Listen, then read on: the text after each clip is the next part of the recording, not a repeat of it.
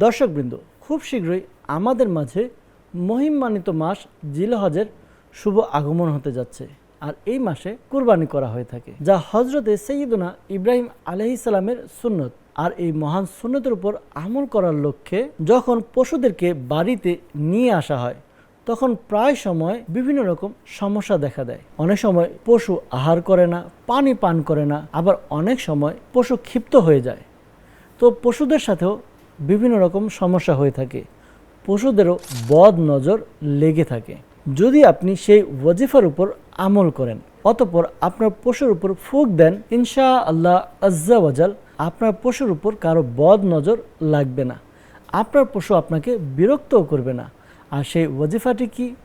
ওয়াজিফাটি হলো, যদি কেউ শুরু ও শেষে দুরুদে পাক সহ 100 বার আল্লাহ পাকের এই গুণবাচক নাম ইয়া কহারু ইয়া কহারু ইয়া কহারু পাঠ করে, অতঃপর নিজ পশুর উপর ফুঁক দেয়, তবে পশু বদনজর থেকে সুরক্ষিত থাকবে আর আল্লাহ পাকের রহমতে আপনার পশু সুস্থ থাকবে। পাশাপাশি আরেকটি ওয়াজিফাও শুনে নিন। যদি আপনার পশুর পালিয়ে যাওয়া বা চুরি হওয়ার আশঙ্কা থাকে, অথবা পশুর প্রতি কারো বদনজর লাগে, তবে শুরু ও শেষে দুরুদে পাক সহ কুরআনে পাকের 30তম পারার সূরা আদিয়াত সম্পূর্ণ পাঠ করে নিন।